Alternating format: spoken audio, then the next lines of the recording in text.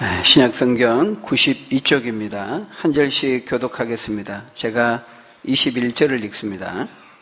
백성이 다 세례를 받을새 예수도 세례를 받으시고 기도하실 때에 하늘이 열리며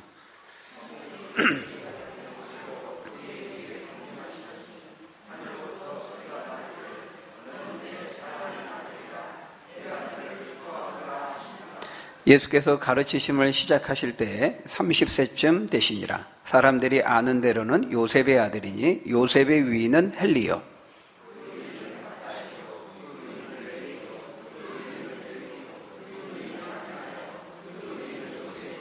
그 위는 마따디아요. 그 위는 아모스요. 그 위는 나훔이요. 그 위는 에술리요. 그 위는 낫게요.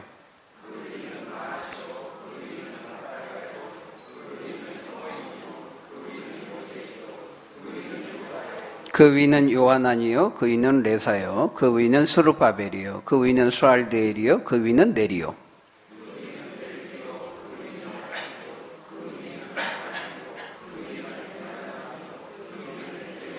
그 위는 예수요, 그 위는 엘리에서요, 그 위는 요림이요, 그 위는 마따시요, 그 위는 레이요.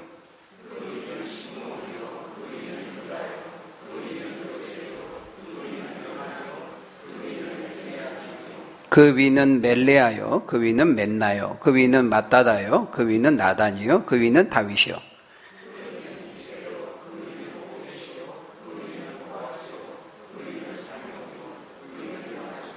그 위는 아미나답이요, 그 위는 아니요, 그 위는 헤스론이요, 그 위는 베레스요, 그 위는 유다요.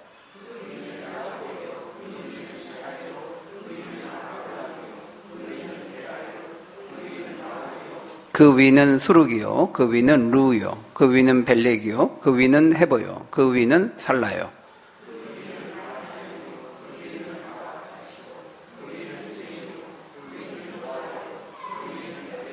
그 위는 무두셀라요, 그 위는 에녹이요, 그 위는 야렛이요, 그 위는 마할랄렐이요, 그 위는 가이난이요.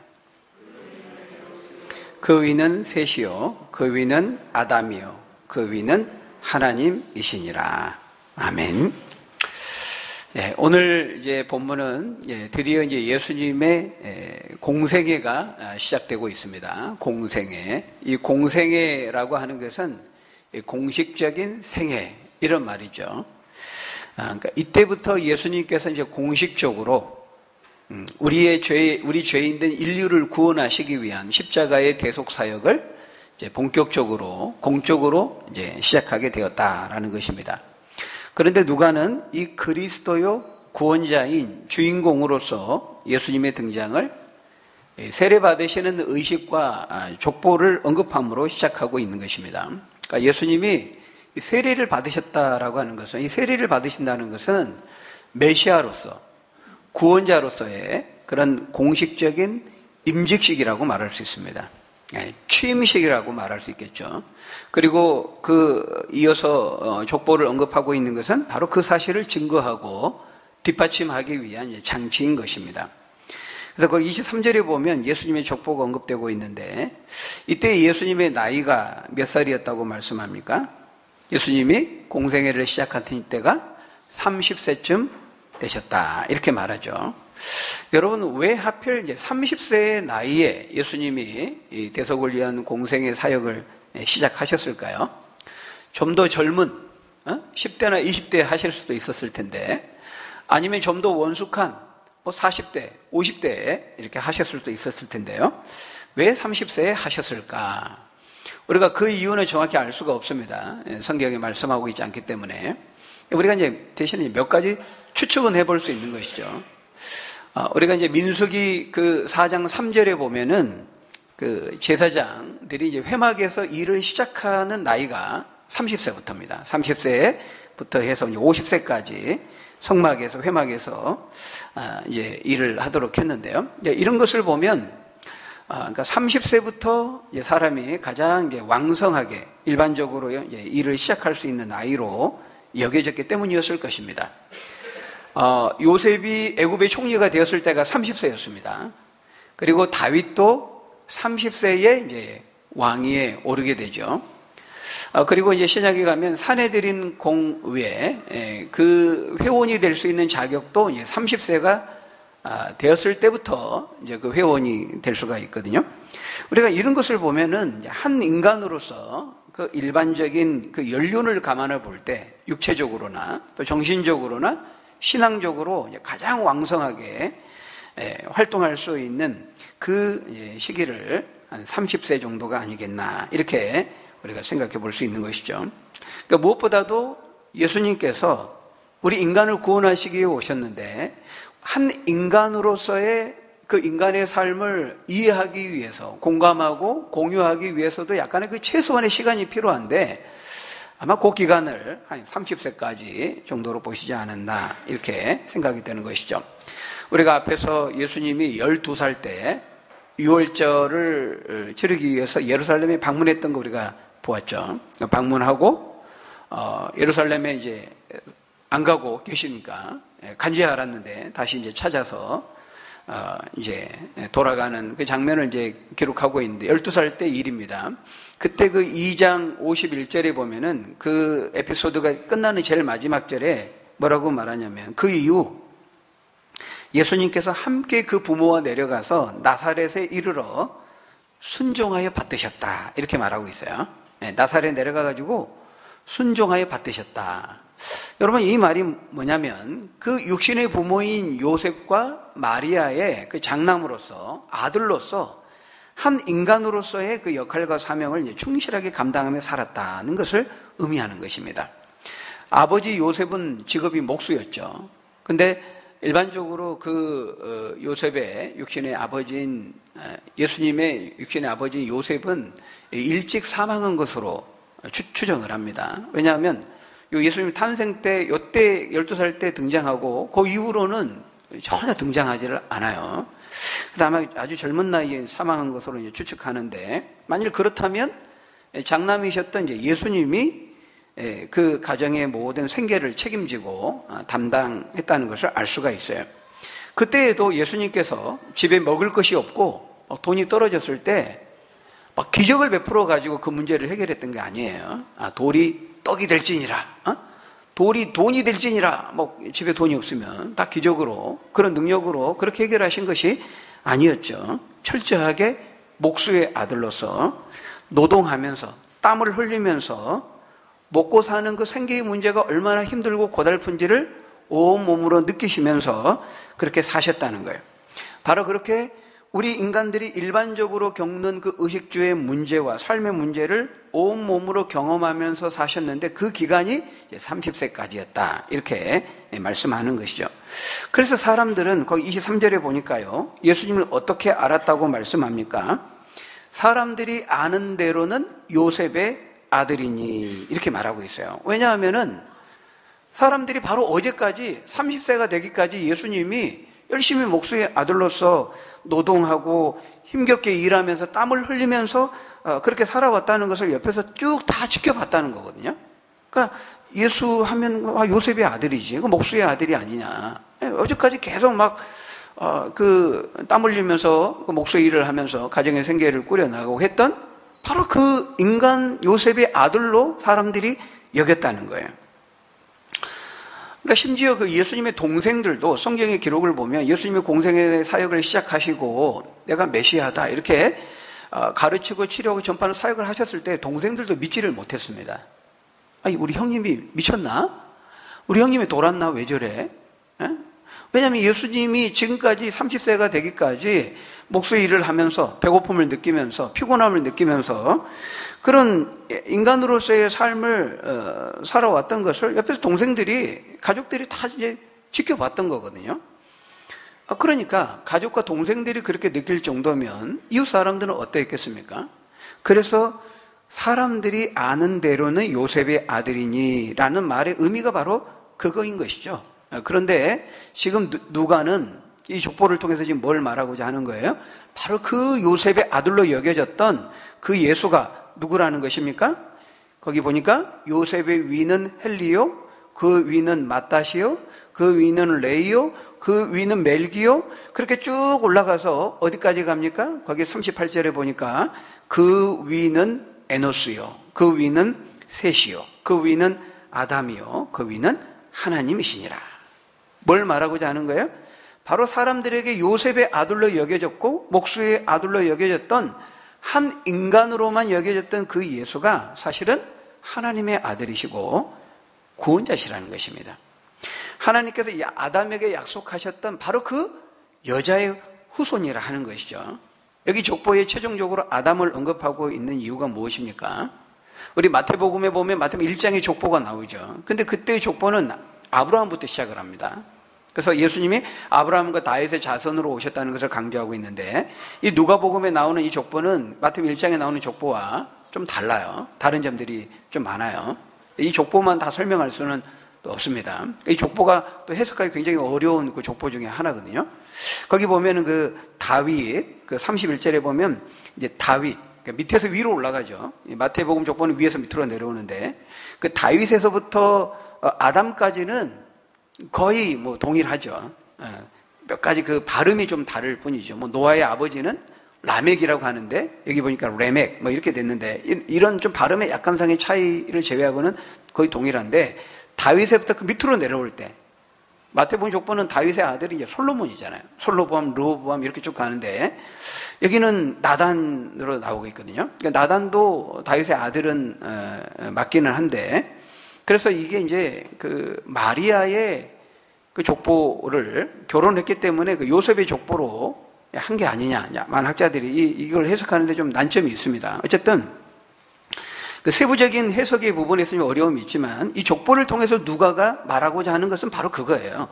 바로 사람들에게 요셉의 아들로 목소의 아들로 인간으로 여겨졌던 그 예수가 사실은 하나님의 아들이요 구원자다. 그것을 말하고자 하는 것이요. 그래서 최종적으로 아담을 언급하고 있는 겁니다. 아담에게 약속했던 여자의 후손을 보낼 것이라고 약속했던 그 여자의 후손으로 오신 분이 바로 예수고, 여자의 후손을 보내겠다고 약속하신 그 약속의 성취로서 오신 분이 바로 사람들에게는 요셉의 아들로, 사람의 아들로, 목수의 아들로 여겨졌던 바로 이 예수님이다. 그것을 말하고자 하는 것이죠. 그렇기 때문에 여러분, 우리가 이 경험적인 지식이라는 거, 우리가 듣고 보는 우리의 경험을 통해서 우리는 뭔가를 습득하잖아요. 어떤 것을 깨닫게 되고, 우리의 경험과 체험을 통해서 뭔가를 알게 되고 정보를 받아들이고 하잖아요. 근데 우리의 이 경험적인 이 체험의 지식이 항상 맞는 것은 아니라는 거예요. 이게 이제 경험주의의 한계죠. 경험주의. 철학적으로도 우리 경험주의 학파가 있지 않습니까? 그러니까 모든 것을 내가 손으로 만지고 듣고 보고 경험한 것만을 인정하겠다는 거예요. 근데 여러분, 이 경험주의에는 한계가 있는 거예요. 왜냐하면 인간이 모든 것들을 다 경험해 볼 수도 없을 뿐더러, 인간이 경험하고 체험하고 내가 눈으로 보고 만지고 하는 것이 그 주관적인 경험이 정확한 것도 아니기 때문에 그래요. 우리 이걸 겸손히 인정해야 돼요. 근데 사람들은 어떻습니까? 대부분 자신이 듣고 본 경험한 것만을 인정하고 그것에 의해서만 판단하죠. 내가 봤다는 겁니다. 내가 봤고 내가 들었다는 것이죠. 내가 분명 목수의 아들로 어제까지 30년 동안 살아온 거 내가 다 봤는데 무슨 소리 하느냐. 그 힘들게 일하면서 땀 흘리면서 살아온 거 내가 봤는데, 그 요셉의 아들인데 걔가 어떻게 그리스도가 되고 구원자가 되고 하나님의 아들이 된다 그래. 말도 안 되는 소리 하고 있어. 이렇게 자신이 봤다는 겁니다. 자신의 경험을 앞세우고 경험에 근거해서 말하는 것이죠. 여러분, 사람이 자신의 경험에 근거해서 말하면 굉장히 그 말에 힘이 있어요. 확신이 있어요. 자기가 체험했기 때문에 그 체험에 근거해서 굉장히 확신 있게 말하죠. 이 종교적인 신앙의 체험도 마찬가지입니다. 내 꿈속에서 주님을 봤다는 겁니다. 내가 환상 통해 가지고 봤고 주님의 음성을 들었다는 거예요. 생생하게 듣고 봤다는 거예요.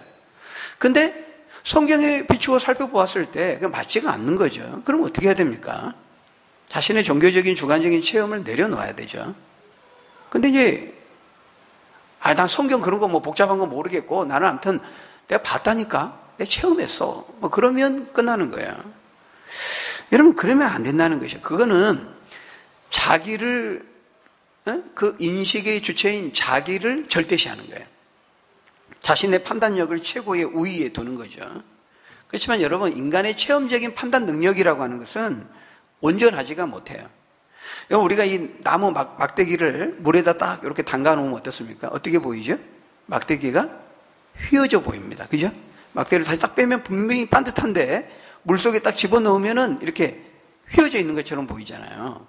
그러니까 우리 인식의 이런 오감 능력, 눈으로 보고, 듣고, 만지고, 냄새 맡고, 맛보고, 시각, 청각, 촉각, 후각, 미각, 오간이라고 말하잖아요. 이게 좀 필요해요. 우리가 인식하는 데 있어. 그렇지만 우리의 이런 오감을 통한 인식 능력이라고 하는 것은 제한되어 있다는 거예요. 죄의 영향을 받아 있기 때문에 온전하지가 못합니다. 그러니까 우리 눈에 보이는 것이 전부가 아닌 것이죠. 그래서 우리의 이런 인식 능력과 판단 능력을 절대 시하면 안 돼요. 우리는 너무 커도 못 보고요. 너무 작아도 못 봐요. 응? 코끼리 앞에 한 10cm 앞에서 코끼리를 보면 코끼리가 어떤 거냐 압니까? 모르죠. 너무 멀어도 못 보고 너무 가까워도 못 보는 거예요. 여러분 이 지구가 지금 엄청난 속도로 자전하고 있는 거 여러분 느끼십니까?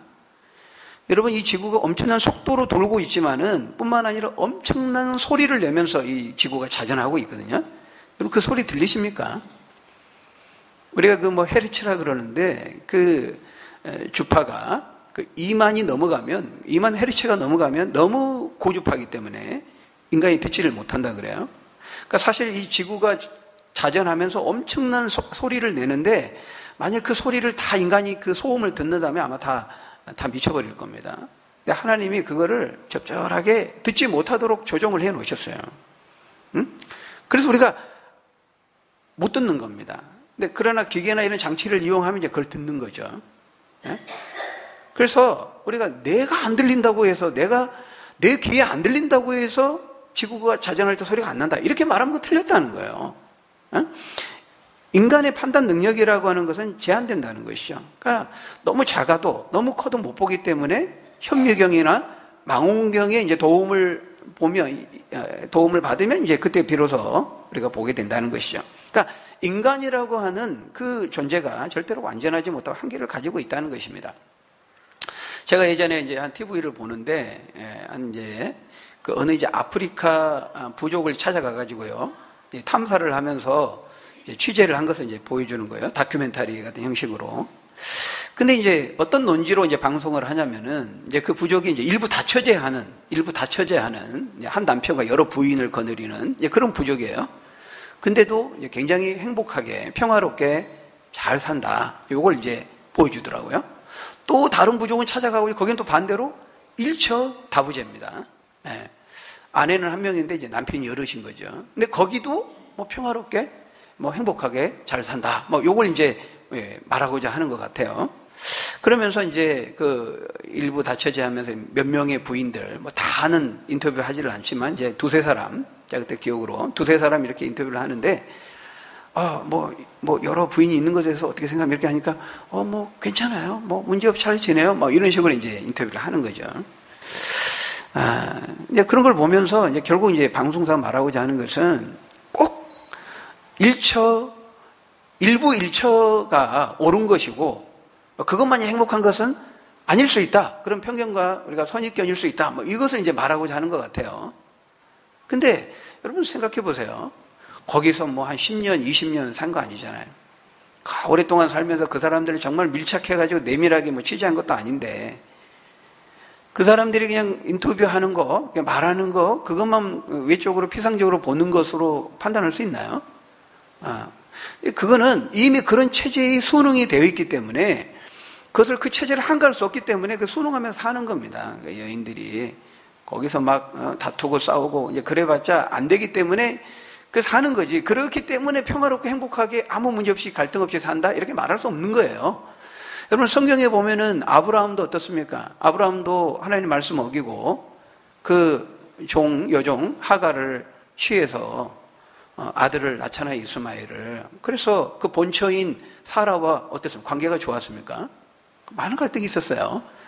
야곱의 아내도 라헬과 레아 두 부인이었죠. 그리고 그 하녀의 실바와 뭡니까? 비라와 실바를 통해서도 성적인 관계를 맺고 자녀들을 낳았잖아요. 그 자녀들이 다 서로 시기 질투하고 싸우고 결국 요셉을 이렇게 버렸잖아요. 팔아버렸잖아요.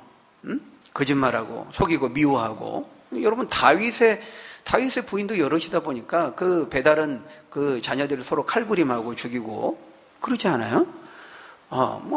우리나라 조선시대 우리나라도 마찬가지입니다. 옛날 첩을 들이고 소시를 들이고 할 때 그 얼마나 그 여인들이 서로 경쟁하면서 시기와 질투하면서 상처를 주고받고 그렇게 하지 않았습니까?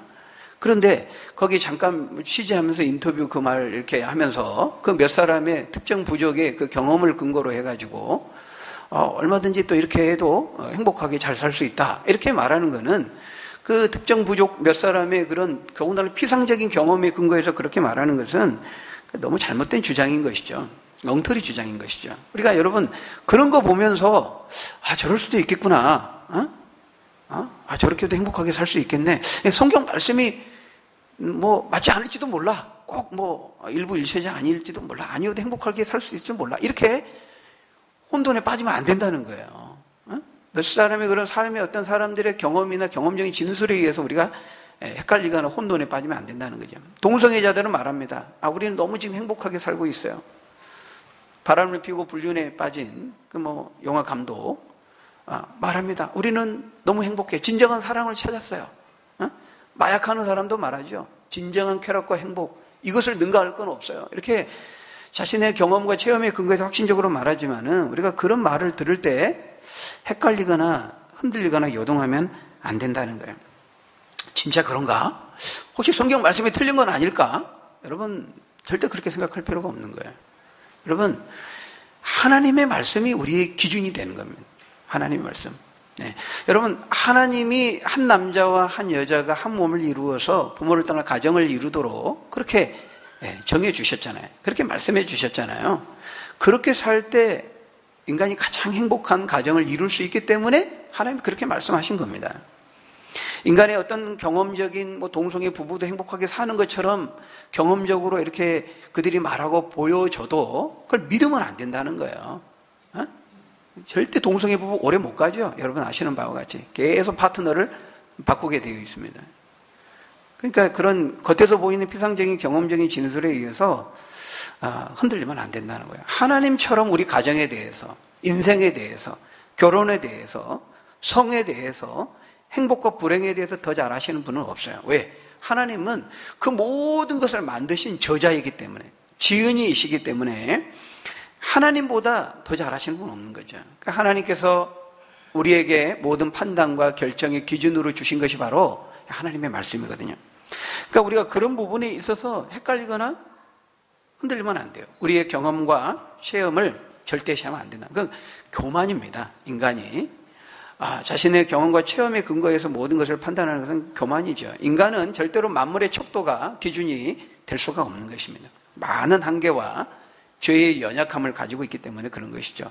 물론 우리 하나님의 말씀은 우리가 경험되어야 돼요. 하나님의 말씀은 이론으로만 하면 안 되고 교리로만 알면 안 되고 경험되고 체험되어야 되는 것은 맞지만 우리의 체험이 하나님의 말씀을 판단하게 해서는 안 된다는 거예요.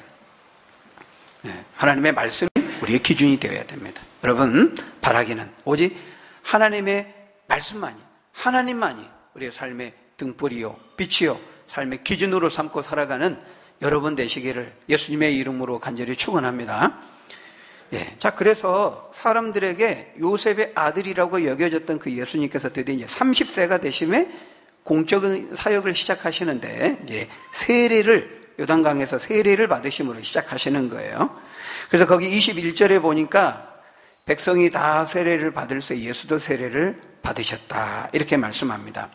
여러분 예수님이 세례를 받으시는 요 세례에 대한 기록은 사복음서가 다 같이 말씀하고 있어요. 마가복음은 오늘 우리 누가복음처럼 짧게 기록하고 있고 마태복음은 좀 더 길게 기록하고 있고 요한복음은 명시적으로 예수님이 세례를 받았다, 요한에게 세례를 받았다라는 말은 없지만 세례를 받은 이후에 나타난 현상에 대해서 말합니다. 요단강에서 예수님이 요한에게 나올 때 요한이 보라 세상죄를 지고 간 하나님의 어린 양이다 말하면서 보니까 예수님 위에 성령이 비둘기같이 그 위에 내려와서 머물렀다. 이 표현을 하고 있거든요. 그러니까 공이 모든 복음서에서 요단강에서 세례를 예수님이 받았을 때 나타난 현상에 대해서 말씀하는데 요한도 예수님이 세례를 받은 후에 그랬다. 세례를 받았다는 말은 없지만 동일하게 말씀하고 있다는 거예요. 그만큼 이제 전부 다 사복음서 공통적으로 예수님이 공생의 사역을 시작하시는데 세례의 일을 받음으로 이 세례 의식을 통해서 시작하셨다는 것을 같이 언급하고 있다는 거예요. 그만큼 예수님이 세례를 받으신다는 것은 굉장히 중요한 사건이었다는 것이죠. 중요하게 다루고 있다는 거예요.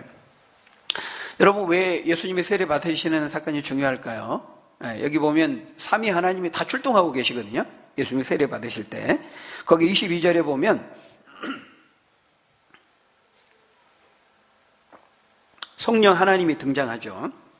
성령이 비둘기 같은 형체로 예수님 위에 강림합니다. 그리고 하늘에서 이제 소리가 나는데 너는 내 사랑하는 아들이라 내가 너를 기뻐하노라 이렇게 말씀합니다. 여러분, 이 하늘로부터 나는 소리는 누가 말씀하는 소리입니까? 성부 하나님 말씀하는 소리죠. 그러니까 지금 성령 하나님이 등장하고 있고 성부 하나님이 등장하고 계시는 거예요. 삼위 하나님, 예수님, 성자 하나님이신 예수님도 거기 계시고 또 성령이 하나님이 등장하시고 성부 하나님도 등장하신다는 거예요. 그러니까 지금 일종의 그 예수님이 메시아로서 구원자로서 하나님의 아들로서 등극하는데 임직식을 하는데 취임식을 하는데 발대식을 하는 거죠. 거기에 지금 성령 하나님과 성부 하나님이 오늘날 우리식으로 표현한다면은 그 참석하셔서 자리를 빛내주고 계신 거예요. 그 임직식에. 그만큼 이제 예수님의 그 공적인 데뷔죠, 데뷔. 등장을 이제 축복하시고 선포하시는 겁니다. 여러분, 우리 여기서 다시 한번 이 삼위일체 교리를 확인하게 되죠. 삼위일체 교리. 성부, 성자, 성령 하나님이 함께 동시에 등장하고 있어요. 여러분, 우리는 하나님을 믿죠. 하나이신 참된 하나님은 하나이신 분이에요. 한 분밖에 없어요. 그 하나님을 믿는 겁니다. 우리는 한 분 하나님, 유일하신 하나님. 그래서 하나님이죠. 우리 하나님을 믿지만 그 하나님이 삼위로 계시는 것을 믿어요. 삼위. 성부, 성자, 성령, 삼위로 계시는 하나 되신 하나님을 믿는다는 거예요. 그래서 우리가 그것을 교리적으로 삼위일체 이렇게 말하죠. 삼위일체라는 말은 성경에는 없어요. 없지만 오늘 본문에서 보는 바와 같이 성부, 성자, 성령 하나님이 삼위로 각각 계신다는 것을 우리에게 보여주고 있다는 거예요. 근데 여러분, 이 삼위일체를 우리가 잘 이해해야 되는데요. 삼태론이 아닙니다. 삼태론. 뭐가 아니라고요? 삼태론이 아니고 삼신론도 아니에요. 삼신론도 아니에요. 그러면 둘 다 이단에 빠지는 거예요. 삼태론은 뭐냐면은 하나님이 계속 변신한다는 겁니다. 변신. 성부 하나님으로 계셨다가 예수님으로 변신하고 예수님이 십자가에 죽으시고 부활하고 승천하신 다음에는 그 예수님이 다시 성령으로 변신하여 오시고, 그게 이제 삼태론이죠. 마치 똑같은 물이 얼음으로 고체 상태로 변하고 그 물이 수증기, 기체 상태로 변하고 그 상태가 새 상태를 갖는다, 변화된다. 그래서 삼태론인데요. 이게 아니죠. 아닙니다. 오늘 본문에 보면 변신이 아니고 각각 개별적인 인격으로 동시에 등장하고 계세요. 동시에 존재하신다는 거예요. 개인적인 인격을 가지고. 그 삼태론은 잘못된 겁니다. 그렇다고 해서 삼신론도 잘못된 거예요. 삼신론이라는 건 뭐예요? 성부, 성자, 성령 하나님이라고 하는 서로 다른 세 신이 있다고 생각하는 거죠. 그것도 잘못된 것입니다. 개별적인 인격을 가지고 각각 계시지만 그분이 완전히 일체가 됩니다. 완전히 일체가 돼요. 그분의 신성에 있어서 그럼 동일해요. 하나님, 성부 하나님, 성자 하나님, 성령 하나님이 신성을 33.33333 이렇게 나눠가지고 세 분이 딱 합해져야 뭐 영이, 철이, 크로스, 뭐 독설이, 오형제, 결합 뭐 해가지고 능력을 나타내는 것이 아니고 각자 완전한 신성을 가지고 있어요. 완전한 존귀와 위엄과 영광과 능력을 가지고 계세요. 거긴 차이가 없어요. 그런데도 놀랍게도 이 삼위가 전혀 다툼과 다름이 없고 갈등과 차이가 없어요. 하나님의 뜻과 목적에 있어서 완전히 조화돼요. 완전히 일치돼요. 그래서 우리가 삼 위로 계시되 일체가 되시는 분이라 이렇게 말하는 것입니다. 이렇게 힘주어 설명해도 크게 와닿지는 않아요. 그죠? 이해가 얼른 잘 안 돼요. 그게 정상입니다. 왜냐하면 우리가 이거는 우리의 경험 세계에 없는 거거든요. 예수님이 동시에 인간이면서 완전히 신이시다? 말은 무슨 말인지 알겠는데 크게 막 와닿지는 않아요. 그게 어떻게 가능하지? 인간이면 인간이고 신이면 신이지 동시에 어떻게 두 본성을 완전하게 가질 수가 있지? 이해가 안 되는 거죠. 왜냐하면 경험 세계, 우리 경험 세계 그렇게 없기 때문에 그래요. 우리가 그걸 경험하지 못하기 때문에. 그렇지만 성경은 명백하게 말씀하고 있어요. 우리 머리로 논리로 이성을 잘 이해는 안 되지만 성경이 보여주고 있고 말씀하고 있다는 거예요. 그러니까 우리는 그걸 믿어야 되는 거예요. 창세기 1장 26절에 보면 하나님이 인간을 창조하실 때 어떻게 말씀합니까? 우리 한번 같이 읽어볼까요? 시작. 하나님이 이르시되 우리의 형상을 따라 우리의 모양대로 우리가 사람을 만들고 그들로 바다의 물고기와 하늘의 새와 가축과 온 땅과 땅에 기는 모든 것을 다스리게 하자 하시고, 여기 보니까요 우리가 등장합니다. 우리, 하나님은 한 분이신데 야, 우리가 이렇게 사람을 만들자 막 이렇게 논의하고 함께 계획을 세우고 있는 것을 볼 수 있어요. 여기 우리는 누굴까요? 우리 바로 성부, 성자, 성령 하나님이시죠. 성부고 아들, 성자라는 말을 하지만 종속되는 게 아닙니다. 성부 하나님은 더 능력이 세고 성자 하나님은 그보다 좀 못하고 그런 게 아니라는 거예요.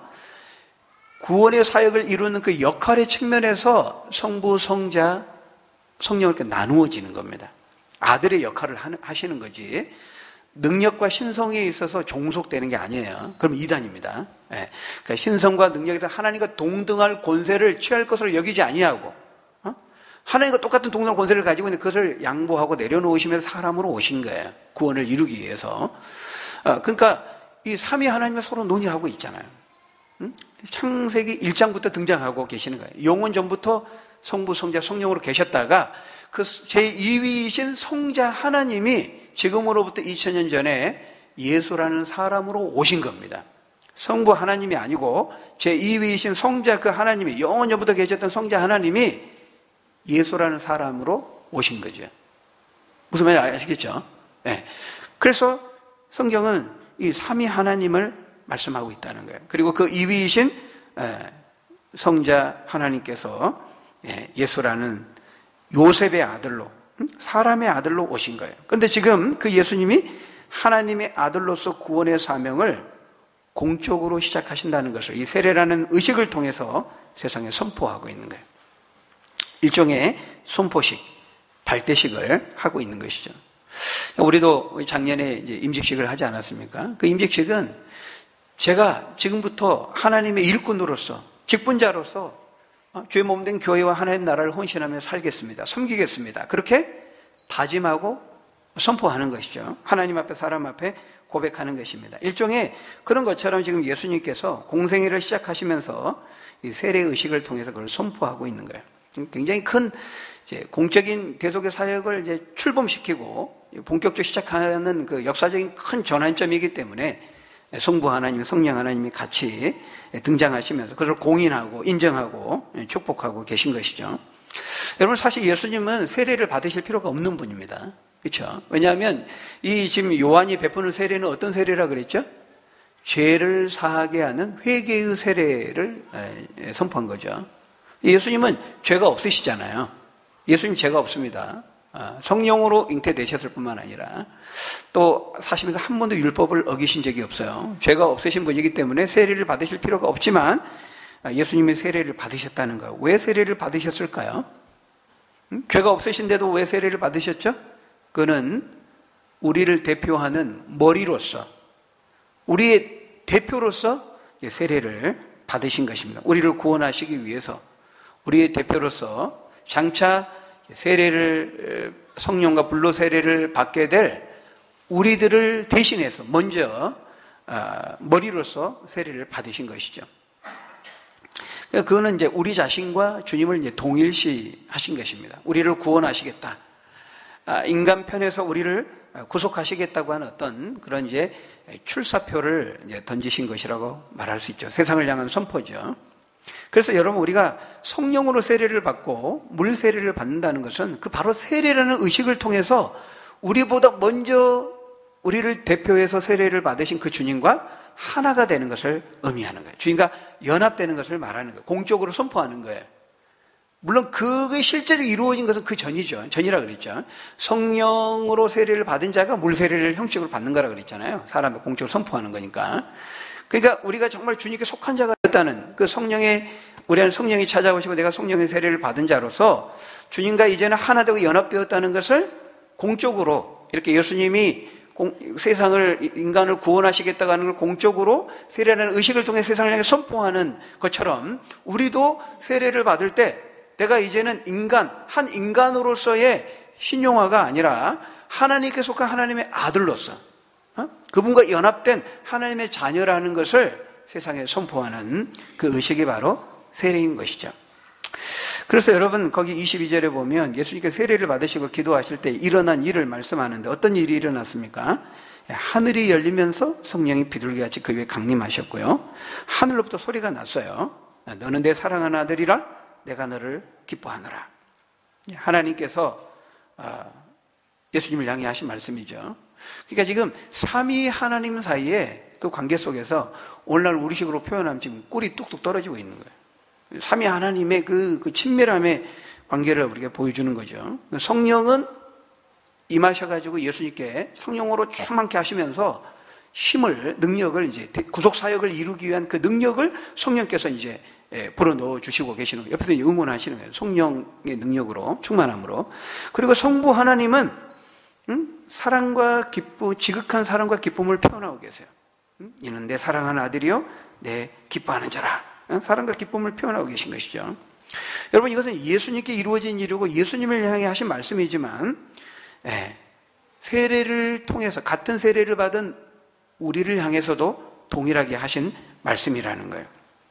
왜냐하면 예수님이 우리를 머리로 해서, 우리를 대표로 해서 받으신 세례이기 때문에 우리도 같은 세례를 받을 때 하나님은 우리에게 바로 이렇게 말씀하시는 거죠. 너는 내 사랑하는 자요 나의 기뻐하심을 입은 자라. 내가 너를 사랑하고 내가 너를 기뻐한다. 이렇게 말씀하신다는 것이죠. 주님을 믿고 그 믿음으로 세례를 받아서 주님과 연합하여 하나가 되면 하나님께서 우리를 이렇게 보신다는 겁니다. 우리를 향해 이렇게 말씀하신다는 거예요. 사랑의 눈빛으로 우리를 바라보시면서 내가 너를 사랑하고 내가 너를 기뻐한다. 이렇게 말씀한다는 것이죠. 여러분, 하나님이 우리에게 하시는 이 사랑의 음성을 들으실 수 있기를 바랍니다. 뭐라고 말씀하신다고요? 너는 내 사랑하는 아들이라 내가 너를 기뻐하노라. 여러분, 스바냐 3장 17절에 보면은 동일하게 말씀하죠. 한번 같이 읽어볼까요? 스바냐 3장 17절 시작. 너의 하나님 여호와가 너의 가운데 계시니 그는 구원을 베푸실 전능자이시라. 그가 너로 말미암아 기쁨을 이기지 못하시며 너를 잠잠히 사랑하시며 너로 말미암아 즐거이 부르며 기뻐하시리라. 우리를 보면서요 기쁨을 이기지 못한다는 거예요. 너무 기뻐가지고 막 깨물어주고 싶다는 거예요. 우리가 하엘이 보면서 막 귀여워가지고 기쁨을 이기지 못하잖아요. 그런 거죠. 하나님께서 우리를 그렇게, 왜? 우리가 주님을 믿는 자로서 믿음으로 주님과 연합되고 하나 되었기 때문에, 그분에 속한 자가 되었기 때문에 하나님 그렇게 우리를 사랑의 눈빛으로 우리를 보신다는 거예요. 여러분, 민수기 6장 24절 26절에도 동일하게 말씀합니다. 같이 한번 읽어봅니다. 시작.